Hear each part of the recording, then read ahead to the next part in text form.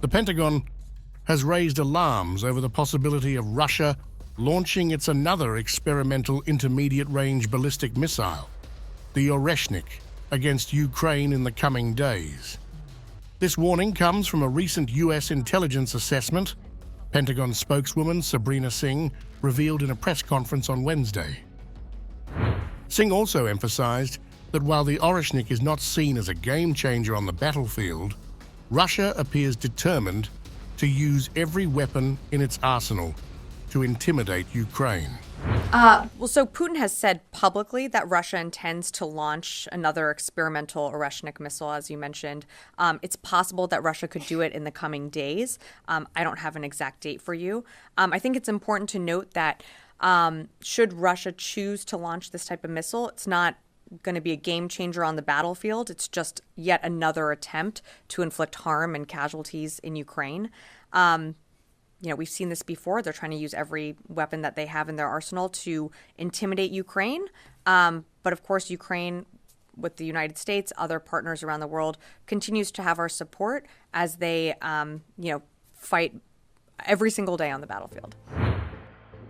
The threat of a new missile attack comes as both Russia and Ukraine strive for a strategic edge in their nearly 3-year conflict.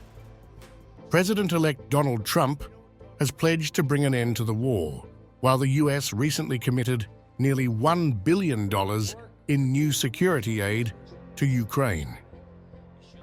In a related development, the Russian Defense Ministry accused Ukraine of using 6 US-made ATACMS missiles to attack a military airbase in Taganrog, Rostov region, injuring soldiers.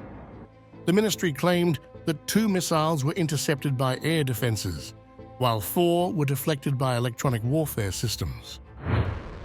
Following the initial use of the Oreshnik missile, Russian President Vladimir Putin made a rare national TV appearance to boast about the hypersonic weapon, warning that its next target could be NATO allies supporting Ukraine. This statement came shortly after Putin signed a revised nuclear doctrine lowering the threshold for nuclear weapon use in response to conventional attacks supported by nuclear powers. The escalating tensions also coincide with President Joe Biden's decision to relax restrictions on Ukraine's use of American-made long-range weapons, allowing deeper strikes into Russian territory. Additionally, the US has provided Ukraine with anti-personnel mines to slow Russian advances on the battlefield.